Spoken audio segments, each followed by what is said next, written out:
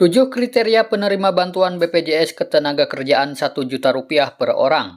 Bagaimana caranya ya? Dan apa saja syarat untuk penerima bantuan BSU ini? Simak terus.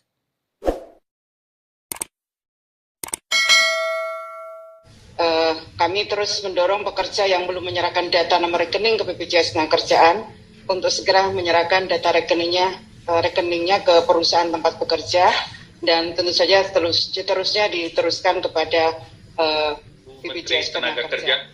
Silakan. Terima kasih Pak Menko, para Menko, Bu Menteri Keuangan, dan seluruh yang hadir yang saya hormati.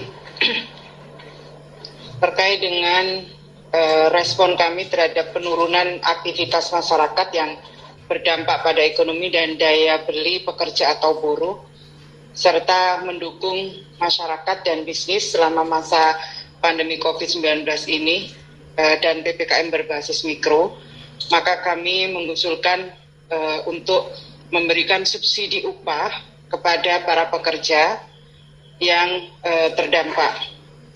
Nanti subsidi upah ini payung hukumnya akan kami buat dalam peraturan Menteri Ketenagakerjaan, di mana kami mengusulkan bahwa bantuan pemerintah ini merupakan program stimulus yang kami koordinasikan dengan Komite PEN, Kementerian Keuangan, BPJS Ketenagakerjaan. Pekerja atau buruh yang mendapatkan subsidi upah ini adalah tentu saja warga negara Indonesia dibuktikan dengan nomor induk kependudukan, pekerja atau buruh penerima upah, kemudian terdaftar sebagai peserta jaminan sosial tenaga kerja yang masih aktif di BPJS Ketenagakerjaan, yang dibuktikan dengan nomor kartu kepesertaan sampai dengan bulan Juni 2021. Data BPJS ini menjadi sumber karena kami menilai bahwa data ini yang terbaik, yang dapat diakses dan dipertanggungjawabkan hingga saat ini. Peserta yang membayar iuran dengan besaran iuran yang dihitung berdasarkan upah di bawah 3,5 juta sesuai dengan upah terakhir yang dilaporkan pemberi kerja kepada BPJS Ketenagakerjaan. Dalam hal bekerja di wilayah PPKM yang UMK-nya di atas 3,5 juta, maka menggunakan UMK sebagai batas kriteria upah dan memiliki rekening bank yang aktif, dan kami mengusulkan hanya diberikan kepada pekerja yang berada di level 4 sesuai dengan instruksi Mendagri. Kemudian pekerja pada sektor yang terdampak PPKM antara lain industri barang konsumsi, perdagangan dan jasa kecuali jasa pendidikan dan kesehatan, transportasi, aneka industri, properti, dan real estate. Proses penyaluran bantuan pemerintah berupa subsidi upah oleh bank penyalur dilakukan dengan pemindah bukuan dana dari bank penyalur kepada rekening penerima bantuan pemerintah melalui bank-bank BUMN yang dihimpun dalam Himbara. Mekanisme penyaluran bantuan subsidi upah diberikan kepada pekerja atau buruh sebesar Rp500.000 per bulan selama 2 bulan, yang akan diberikan sekaligus, artinya 1 kali pencairan, dan pekerja akan menerima subsidi 1 juta.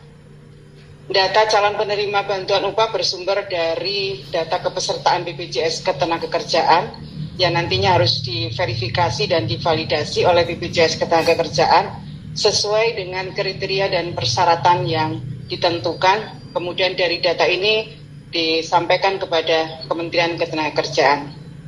Dan untuk memastikan bantuan subsidi upah atau gaji ini tepat sasaran, kami harus melakukan checklist data yang diserahkan oleh BPJS Ketenagakerjaan.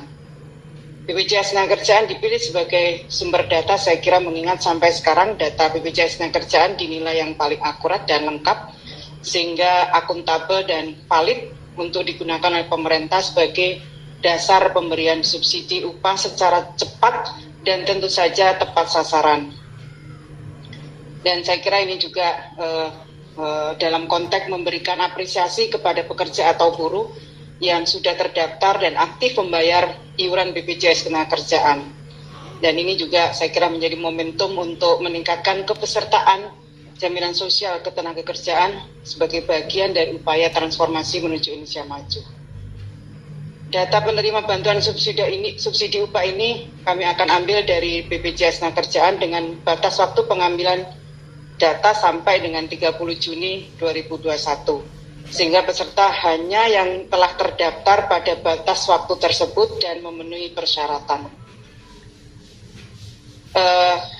Hasil rapat kami untuk memperbanyak masyarakat yang akan mendapatkan bantuan pemerintah, maka jumlah penerima sebanyak kurang lebih 8 juta pekerja, dan dengan demikian akan membutuhkan anggaran estimasinya sebesar 8 triliun.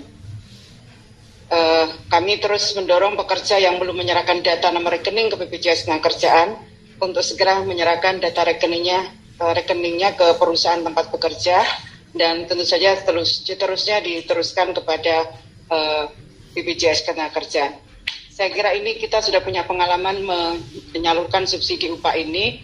Tentu kami akan memulai dengan membuat peraturan Menteri Ketenagakerjaan dan memvalidasi data yang ada di BPJS Ketenagakerjaan.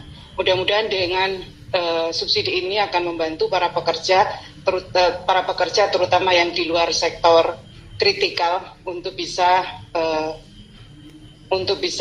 bertahan dalam kondisi pembatasan aktivitas masyarakat. Saya kira itu Pak Menko. Terima kasih.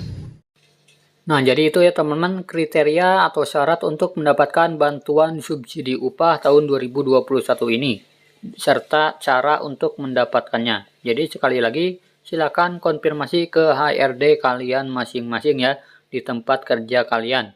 Nah, terima kasih. Semoga video ini bermanfaat. Sampai jumpa di video selanjutnya. Wassalamualaikum warahmatullahi wabarakatuh.